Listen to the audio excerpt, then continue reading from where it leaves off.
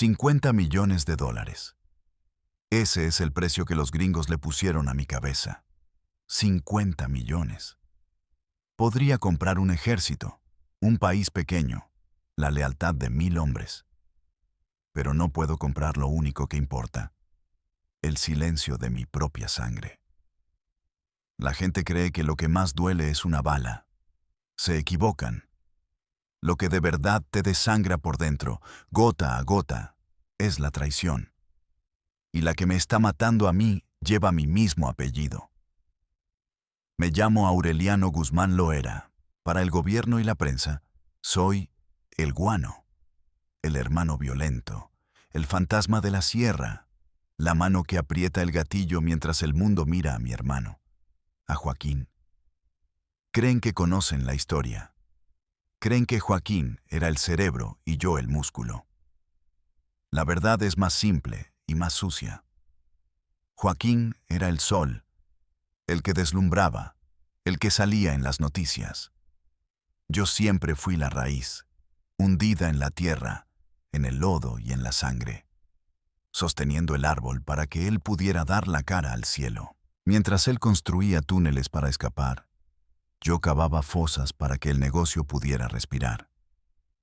No nos equivoquemos. No estoy aquí para limpiar mi nombre. Mi nombre está manchado con más sangre de la que cabe en un río. Estoy aquí porque cuando el enemigo duerme en el cuarto de al lado, ya no hay a quien declararle la guerra. Solo queda contar la historia antes de que te la inventen. Todo empezó con hambre. Un hambre real, de esa que te roe las tripas y te hace ver borroso. Allá en La Tuna, en Badiraguato, no conocíamos otra cosa. El piso de mi casa era de tierra apisonada, y en las noches de frío nos apretujábamos mis hermanos y yo como cachorros, buscando un calor que nunca alcanzaba. Mi padre nos enseñó la primera ley del poder, la violencia. Sus manos nos enseñaron a aguantar el dolor sin llorar, sus borracheras nos enseñaron a ser invisibles. Huimos de sus cintarazos antes que de la pobreza. Joaquín siempre fue diferente. Tenía una chispa, una ambición que se le salía por los ojos. Veía más allá de las parcelas de maíz. Veía la amapola, la goma, el polvo blanco. Veía los dólares que crecían en esas flores rojas y blancas. Yo no veía tan lejos. Yo solo veía que con lo que sacábamos de la hierba, mi madre podía comprar frijoles y tortillas.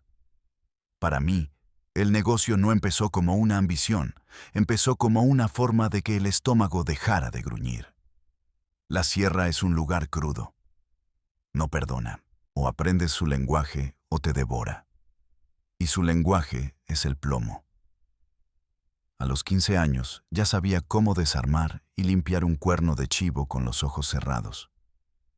Sabía leer el viento para cuidar los plantíos y sabía leer los ojos de los hombres para saber quién te iba a traicionar. Mi hermano era bueno para los tratos, para la palabra. Yo era bueno para garantizar que esa palabra se cumpliera. La gente dice que vendí mi alma. No fue una venta, fue un intercambio. Y recuerdo el día exacto en que firmé el contrato. Tenía 17 años. Un judicialillo de Culiacán se había puesto bravo. Quería una cuota más grande de la que le tocaba por dejarnos bajar la mercancía. Amenazó a Joaquín. Dijo que lo iba a poner, que su carrera se acababa antes de empezar. Mi hermano quiso negociar. Yo sabía que con esa gente no se negocia. El miedo no entiende de palabras, solo de ejemplos. Fui a verlo solo. Le llevé una botella de tequila como amigo. Nos sentamos en su camioneta, a las afueras del pueblo. Hablamos de todo y de nada, de mujeres, de caballos. Él se reía, se sentía el dueño del mundo, con su pistola fajada al cinto. Cuando se acabó la botella, me miró y me dijo: «¿Entonces qué, guano? ¿Me van a pagar o tu hermanito va a amanecer encintado?» Yo no le respondí. Solo saqué la 45 que llevaba escondida en la espalda, debajo de la camisa. Nunca había matado a un hombre a sangre fría. Había tirado balazos en pleitos. Pero esto era diferente. Esto era un trabajo. El sonido dentro de la cabina me dejó sordo por un minuto. No hubo gritos. Solo un golpe sordo y el olor a pólvora y a sangre caliente. No sentí asco. No sentí miedo. Sentí calma. Sentí que había puesto las cosas en su lugar. Empujé el cuerpo fuera de la camioneta y lo dejé ahí, a la vista de todos. Era un mensaje. A partir de ese día, entendí mi papel. Joaquín abriría las puertas y yo me encargaría de que nadie las cerrara. Él construiría el imperio y yo sería el guardián, el que acechaba en la oscuridad para arrancarle los ojos a cualquiera que se atreviera a mirar nuestro trono. Cada hombre que maté, cada levantón que ordené, cada tortura, todo, fue para proteger a la familia, para blindar el apellido, para que el hambre nunca más volviera a tocar nuestra puerta. Construí un muro de cadáveres alrededor de los nuestros, y ahora resulta que la dinamita que va a tumbar ese muro la pusieron desde adentro. Resulta que el testigo clave, la voz que susurra en el oído de los gringos, no es un rival, no es un agente infiltrado, no es un soplón cualquiera. Es alguien que cenaba en mi mesa, alguien a quien le di mi confianza, alguien de mi propia familia. Y por eso estoy hablando. Porque antes de que mi mundo se venga abajo, el mundo entero va a saber la verdad, va a saber quién era yo, qué hice, y sobre todo, van a saber el nombre del Judas que lleva mi sangre en las venas. El cuerpo de ese judicial no duró ni 3 horas en la brecha. Antes de que cantara el primer gallo, el pueblo ya era un hervidero de susurros. El miedo tiene su propio telégrafo. Nadie dijo mi nombre, pero todos sabían. Cuando volví a casa, Joaquín estaba en el porche, sin poder estarse quieto, caminando de un lado a otro. No me preguntó nada, solo me miró a los ojos, buscando algo. No sé qué encontró, pero asintió despacio, una sola vez. En ese silencio se forjó nuestro pacto para siempre. Él sería la cara, yo la sombra. Él daría la mano, yo pondría el cañón en la nuca del que no la aceptara. La noticia corrió como pólvora por la sierra. El mensaje había sido claro. Con los Guzmán no se jugaba. Los problemas de cuotas se acabaron de la noche a la mañana. Los que antes nos miraban por encima del hombro, ahora bajaban la vista. Ese fue el primer ladrillo de nuestro respeto. Un ladrillo amasado con sangre y pólvora. El negocio empezó a crecer. Ya no eran viajecitos de un par de kilos. Empezamos a mover volumen. Dejamos las mulas y compramos las primeras camionetas destartaladas. Mi trabajo era asegurar la ruta. Yo mismo la recorría a pie, marcando cada curva, cada posible emboscada, cada lugar donde un vigía, un halcón, podía esconderse. Conocía cada piedra y cada arroyo desde Culiacán hasta la frontera. Pagábamos a la gente de los ranchos, no con dinero, sino con respeto y protección. Si alguien les robaba una vaca, nosotros encontrábamos al ladrón y lo devolvíamos, o lo que quedaba de él. La gente de la sierra entiende un solo gobierno, el que está presente. Y nosotros estábamos ahí, día y noche. El primer dineral de verdad llegó con un americano, un gringo loco que le decían el piloto. Tenía una avioneta Cessna que parecía que se iba a desarmar en el aire, pero el tipo tenía más agallas que un batallón. Nos ofreció cruzar la mercancía por aire. Nadie lo hacía en ese entonces. Era cosa de los colombianos grandes. Joaquín vio la oportunidad. Yo vi el riesgo. Una pista clandestina en la sierra es un blanco fácil, pero aceptamos. Preparamos la pista en menos de una semana, a pico y pala, bajo el sol, trabajando junto a nuestros hombres.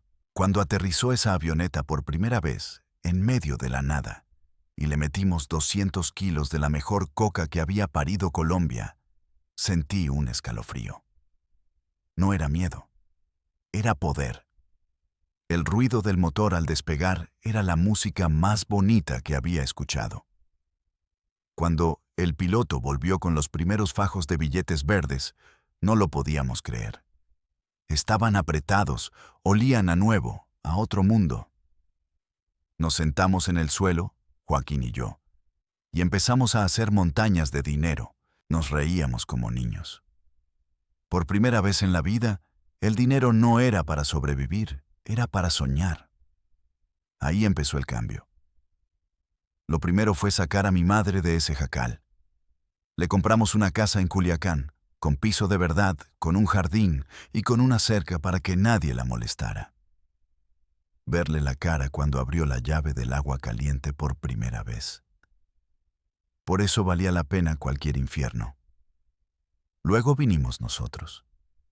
Adiós a las botas viejas y las camisas gastadas. Compramos trocas del año, Cheyenne, Lobo. Una para cada día de la semana si queríamos. Ropa de marca, relojes que costaban más que la casa de nuestros padres. Cadenas de oro tan gruesas que te cansaban el cuello.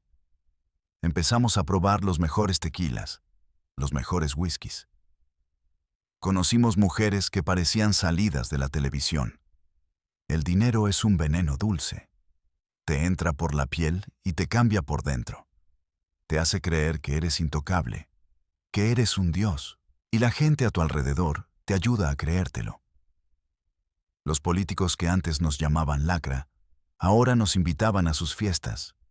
Los comandantes de la policía que nos cazaban, ahora nos escoltaban. Recuerdo una vez, un retén del ejército. Nos pararon en la carretera. Yo traía la camioneta hasta el tope de armas. El capitán, un tipo con cara de pocos amigos, se asomó por la ventana. Vio mi cara. Luego vio a Joaquín en el asiento del copiloto. Se cuadró, saludó militarmente y dijo: «Disculpen la molestia, señores. Sigan su camino, que tengan buen viaje». Ni siquiera miró la carga. En ese momento entendí que ya no éramos simples traficantes. Éramos el verdadero poder. La ley éramos nosotros. Mientras Joaquín se codeaba con los de arriba, cerrando tratos, comprando generales y gobernadores, yo me encargaba del negocio de a de veras. La plaza hay que limpiarla constantemente. Llegaron otros, claro. Querían un pedazo del pastel. No entendían que el pastel era nuestro. Los Arellano en Tijuana, los Carrillo en Juárez. Todos querían morder. Mi respuesta era siempre la misma, rápida y brutal. No había advertencias. Un día, uno de los de Tijuana se metió a nuestra zona en Sinaloa. Se sentía muy valiente. Levantó a uno de nuestros distribuidores. Lo encontramos a los 2 días, encobijado. Esa misma noche, mandé a mi gente a Tijuana. No a pelear la plaza, solo a dejar un regalo. Levantaron al hermano del jefe de sicarios de los Arellano. Se lo trajimos hasta la sierra. Lo que pasó después no es para contarlo aquí. Pero baste decir que una semana después, nos mandaron su cabeza en una hielera a la puerta de su casa en Tijuana. Con una nota: «Saludos desde Culiacán». Así se negocia cuando las palabras no alcanzan. Construí una reputación. La gente me tenía más miedo que al diablo. «El guano», decían. «Ese ni pregunta. Primero te mata y luego averigua quién eras». Me gustaba. El miedo era mi mejor herramienta. Mantenía a mis hombres leales y a mis enemigos a raya. Y mientras yo me ensuciaba las manos, mi familia vivía como reyes. Mis hermanos, mis sobrinos, todos tenían lo que querían. Les di casas, negocios, carros. Los metí en el juego. Pensé que al darles todo, compraba su lealtad para siempre. ¡Qué pendejo fui! No entendí que cuando le das a un hombre todo lo que desea, empieza a desear lo único que no tiene, lo que es tuyo. Y entre ellos estaba él, el que ahora habla. El que sonreía en las fiestas familiares mientras afilaba el cuchillo a mis espaldas. La lealtad, me di cuenta demasiado tarde, es una mercancía. Y como toda mercancía, tiene un precio o una fecha de caducidad. Mientras el negocio florecía, la violencia se convirtió en rutina, en el pan de cada día. La gente se imagina que esto es como en las películas, pura balacera y explosiones. La realidad es más monótona y mucho más cruel. Es un trabajo de oficina, solo que la oficina es una casa de seguridad en medio de la nada, y el papeleo es la piel de tus enemigos. Recuerdo a un Z, de esos exmilitares que se creían la gran cosa. Lo agarramos vivo cerca de Durango. Andaba queriendo calentar la plaza. Lo sentamos en una silla de plástico, de esas blancas de jardín. Le ofrecí un trago, un cigarro. Se negaba a hablar, el muy cabrón. Me miraba con un odio que casi podías tocar. A mí me entrenaron para no hablar, me dijo, escupiendo al suelo. A mí me entrenaron en la sierra para que la gente hable, le contesté. No le pegué. Golpear es de novatos, cansa y a veces el tipo se te muere antes de tiempo. Saqué un soplete de plomero, de esos pequeños que funcionan con un tanquecito de gas. Lo encendí. El silbido de la flama azul llenó el cuarto. Empecé por las suelas de sus botas. El hule empezó a derretirse, a pegársele a la piel. El olor era insoportable. Él aguantaba, apretando los dientes, sudando a mares. Cuando el fuego le llegó a los pies, empezó a gritar. Gritó por su madre, por Dios, por quien fuera. Habló. Dio nombres, rutas, casas de seguridad, todo. Me dio el nombre de un comandante de la Federal que trabajaba para ellos. Esa misma noche, el comandante amaneció colgado de un puente peatonal en Mazatlán. El ZDA, a él lo dejamos ir. Le dimos 1,000 pesos para el camión. Dile a tu jefe que sepa con quién se mete, le dije. A veces, un mensajero vivo da más miedo que 10 muertos. Pero no todo era mugre y sangre. El dinero te abre las puertas del paraíso y del infierno, y a veces son el mismo lugar. Las fiestas en mis ranchos eran legendarias. Podía amanecer con un dolor de cabeza de la cruda y encontrarme en la alberca a un cantante famoso que la noche anterior nos cantaba corridos al oído, o a una actriz de telenovela que juraba que éramos gente buena, de pueblo. Recuerdo una vez, para el cumpleaños de uno de mis sobrinos, mandamos traer a Vicente Fernández. El viejo llegó en helicóptero. Cantó 3 horas seguidas, puro éxito. Joaquín estaba feliz, abrazándolo, cantando a gritos con él. Yo me mantenía al margen. Mientras todos bebían y reían, yo contaba las caras, observaba a los guardias. Me aseguraba de que ningún listo se quisiera pasar de vivo. En una de esas, se me acerca un diputado federal, un tipo importante de la capital. Ya andaba bien borracho. Me pone una mano en el hombro y me dice: «Señor Aureliano, usted y su hermano son los verdaderos patriotas. Hacen lo que el gobierno no tiene los huevos de hacer. Poner orden». Me le quedé viendo. El tipo olía a loción cara y a miedo. Le quité la mano de mi hombro y le dije: «Nosotros no ponemos orden, diputado. Nosotros cobramos el desorden. Y usted es uno de nuestros mejores clientes». Se le bajó la borrachera de golpe. Nunca más me volvió a dirigir la palabra. La corrupción no era algo que buscáramos, venía a nosotros. Generales, gobernadores, jefes de la DEA del otro lado de la frontera. Todos tenían su precio. Teníamos una nómina, como cualquier empresa. Le decíamos la ayuda. Cada mes, un maletín llegaba a la oficina correcta. A cambio, teníamos pitazos de operativos, luz verde para nuestros convoyes, y a veces hasta nos entregaban a nuestros rivales en charola de plata. Genaro García Luna, cuando era el mero mero de la seguridad del país, era cliente frecuente. Se sentía intocable, el superpolicía. Pero su gente nos pasaba información a nosotros y a los Beltrán Leiva por igual. Jugaba en 2 equipos.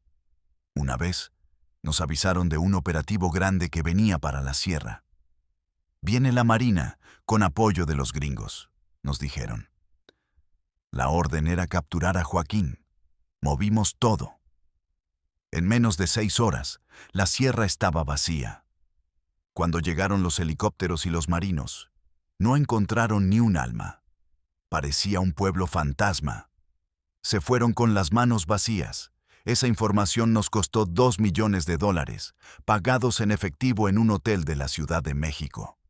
Era el costo de hacer negocios. Pero ese mundo te pudre. Te acostumbras al poder, a que tu palabra sea ley. Un día, uno de mis hombres más cercanos, un compadre al que había bautizado a su hijo, cometió un error.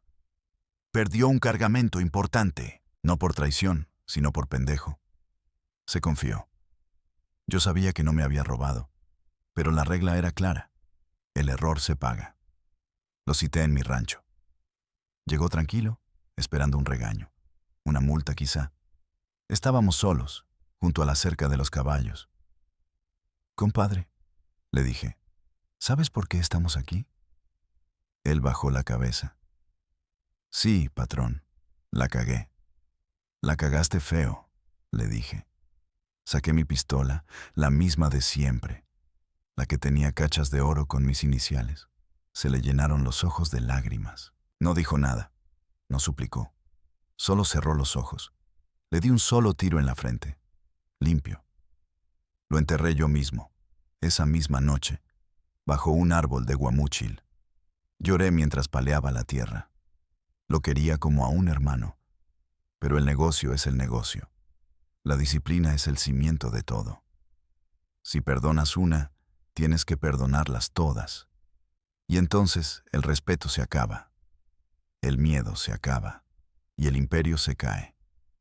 En esa soledad, bajo las estrellas de la sierra, me di cuenta de la trampa. Estaba rodeado de gente, de lujos, de poder, pero estaba completamente solo. No podía confiar en nadie. Cada sonrisa podía ser una máscara, cada abrazo un preludio a una puñalada. Y fue en esos momentos de claridad que empecé a fijarme en él. Mi sobrino, el hijo de mi hermano. Lo veía moverse entre la gente, siempre callado, siempre observando. Era inteligente, más que los otros. No le gustaban los escándalos ni los lujos excesivos. Joaquín lo adoraba. Lo veía como su sucesor natural. Yo veía algo más. Veía una ambición fría, calculadora. Una que no se parecía a la de Joaquín, que era expansiva y ruidosa. La suya era una ambición de serpiente, silenciosa, esperando el momento exacto para morder. Empecé a ponerle pruebas, a darle responsabilidades, a ver cómo reaccionaba. Y siempre lo hacía perfecto. Demasiado perfecto. La perfección es sospechosa. En nuestro negocio, los errores son normales, te mantienen alerta. El que nunca se equivoca es porque no está jugando, o está jugando en tu contra. A mi sobrino, llamémosle el ahijado, para no escupir su nombre todavía, le encargué el control de Culiacán. Era la joya de la corona, el centro de operaciones. Manejar la ciudad no es como la sierra. Ahí no puedes desaparecer un cuerpo tan fácil. Requiere diplomacia, pagarle a la municipal, a la estatal, tener contentos a los comerciantes. Requiere más cabeza que plomo, y lo hizo de maravilla. Los problemas bajaron. El dinero fluía más limpio. Joaquín estaba encantado. «Te lo dije, guano», me decía, «el muchacho tiene madera, es igual a mí de joven». No, no era igual a él. Joaquín era un león, ruidoso, imponente. Te mostraba los dientes antes de atacar.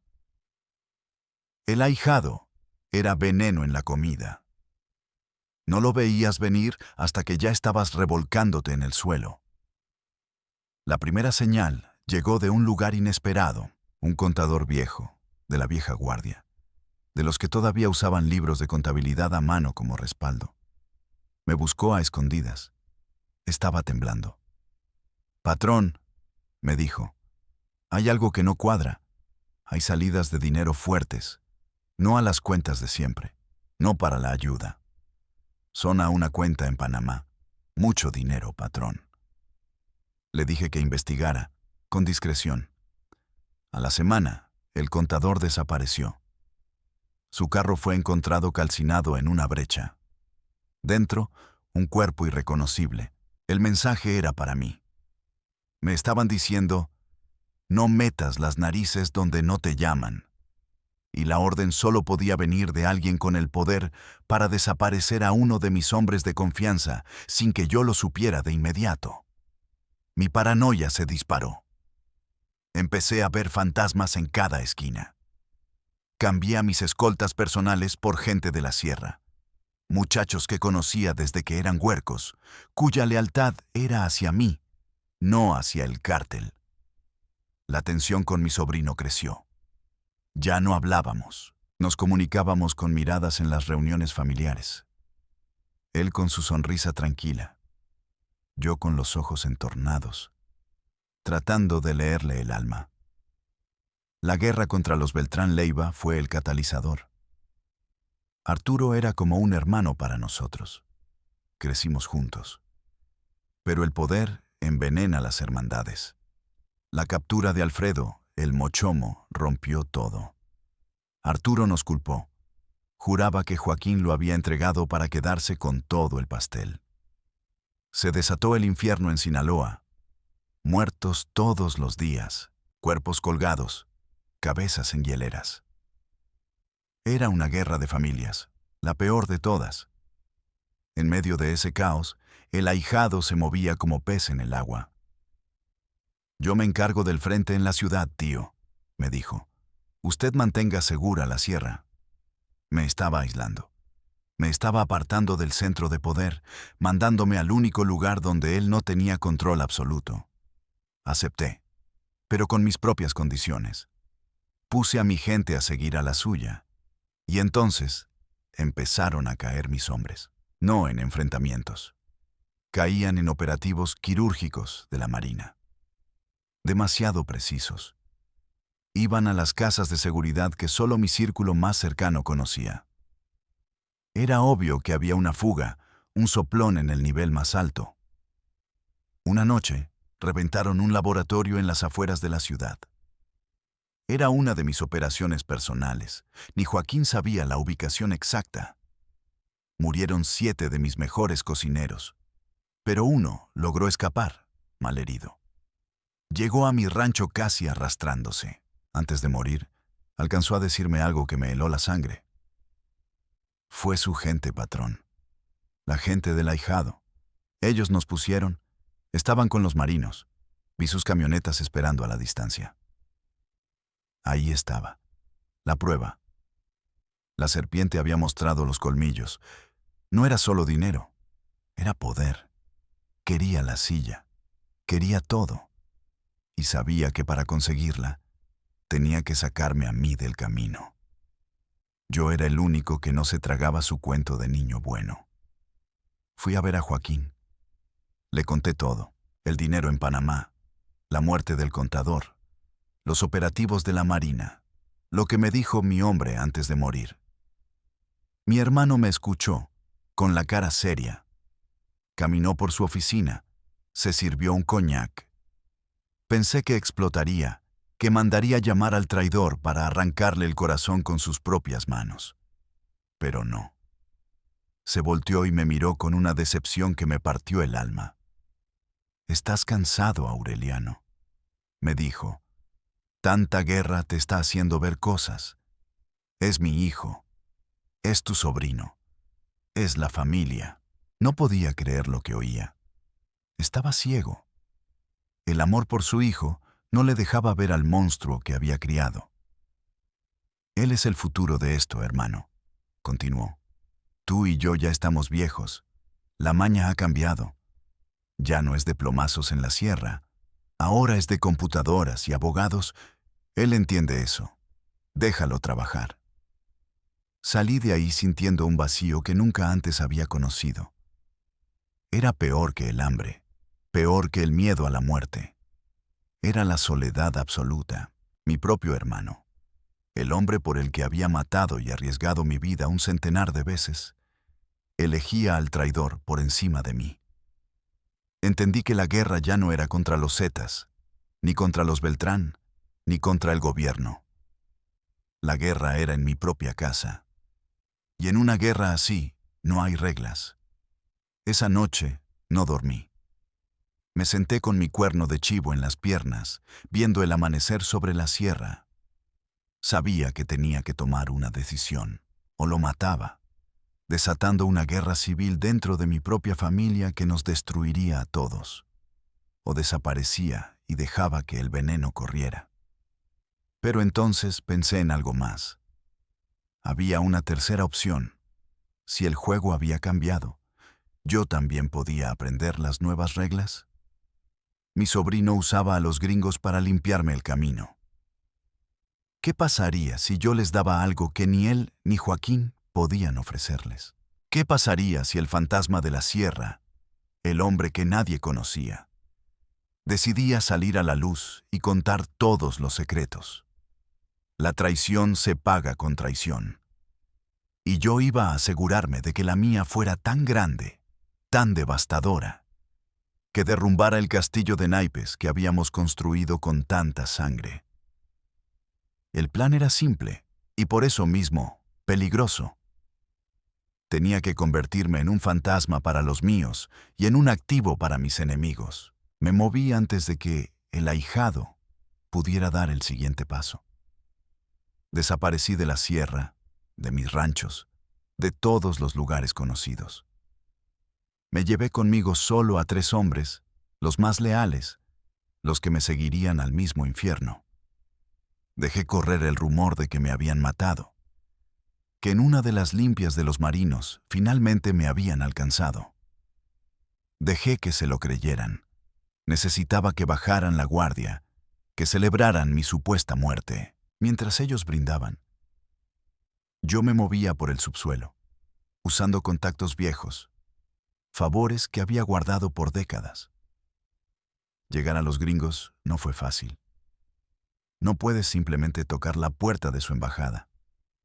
Tienes que usar intermediarios, abogados de doble cara, soplones que juegan para todos los equipos. Mandé el primer mensaje. El guano quiere hablar. Al principio no me creyeron. Pensaban que era una trampa. Les mandé una prueba. La ubicación exacta de un submarino cargado con 3 toneladas de coca que iba rumbo a Florida. Una operación manejada personalmente por el ahijado. Cuando las noticias anunciaron el decomiso, el más grande en años, entonces sí me escucharon. La primera reunión fue en un lugar neutral, un hotelucho en Costa Rica. Fui solo. En el cuarto había 2 agentes de la DEA. Parecían sacados de una película, con sus trajes baratos y sus caras de no haber dormido en 3 días. Me ofrecieron un vaso de agua. Yo pedí un tequila. No tenían. Empezamos a hablar. Querían a Joaquín. Siempre lo quisieron a él. Era el trofeo, el nombre que salía en los periódicos. Les dije que sí, que podía darles a Joaquín, pero que se estaban equivocando de objetivo. El Chapo es el pasado, les dije. Es un dinosaurio. El verdadero peligro, el que está construyendo un imperio tecnológico, lavando dinero en Wall Street y no solo en casas de cambio, es su hijo. Él es el futuro del narco. Y es 10 veces más inteligente y 100 veces más despiadado que su padre. No me creyeron del todo, pero les di carnada. Rutas, nombres de políticos en su nómina, cuentas en paraísos fiscales. Les di un mapa completo de las entrañas del monstruo. A cambio, pedí una sola cosa, que el testigo clave, la fuente de todo, fuera identificado como alguien de la familia, alguien de muy adentro. Quería que Joaquín, donde sea que estuviera, supiera exactamente quién había quemado la casa. Quería que, el ahijado, supiera que su tío, el que creía muerto, se había levantado de la tumba para llevárselo con él. Y así empezó el fin. Mis informaciones llevaron a la caída de piezas clave, a decomisos que ahogaron financieramente las operaciones. La paranoia que yo sentí se apoderó de ellos. Empezaron a matarse entre sí, buscando al soplón que ya no estaba allí. Y entonces llegó la última llamada. La ubicación: un condominio en Mazatlán, un lugar que Joaquín usaba para pasar desapercibido. Les di todo: planos, número de apartamento, los movimientos de su seguridad. Vi el operativo por televisión desde un lugar seguro a miles de kilómetros. Vi cómo los marinos entraban, cómo los sacaban, la cara de mi hermano, confundido, derrotado. No sentí alegría, no sentí victoria. Sentí un frío profundo, el frío del cementerio. Había matado a mi propia familia, no con una bala, sino con algo mucho peor, con la verdad. Ahora vivo en este infierno personal que llaman programa de protección a testigos. No es una vida. Es una jaula de oro, pero jaula al fin y al cabo. Tengo una casa en un suburbio anónimo de algún lugar de Estados Unidos. Me cambiaron el nombre, la cara. Me dieron una historia falsa. Soy un vendedor de seguros retirado, según mis vecinos. A veces me invitan a sus parrilladas. Hablan del clima, del precio de la gasolina. Yo solo asiento y sonrío, mientras por dentro recuerdo el olor a pólvora y a tierra mojada de la sierra. El gobierno cree que ganó. La DEA se cuelga las medallas. El ahijado, tarde o temprano, caerá. Quizá ya cayó mientras lees esto. Creen que acabaron con el monstruo. No entienden nada. No se puede matar una idea. No se puede acabar con el hambre ni con la ambición. Cortaron una cabeza, sí, la mía, la de mi hermano. Pero ya hay otras 10 creciendo en su lugar. Muchachos más jóvenes, más violentos, que aprendieron de nuestros errores. La gente ve mis videos, oye mis historias y piensa: ¿qué tipo tan malo? No entienden que yo soy un producto de un sistema que te da 2 opciones: morir de hambre o matar para comer. Yo elegí la segunda, y lo volvería a hacer. No me arrepiento de la sangre que derramé por proteger a los míos. Me arrepiento de haber sido tan ciego, de no haber entendido que en este negocio, la única familia que tienes eres tú mismo. Y a veces, ni siquiera eso.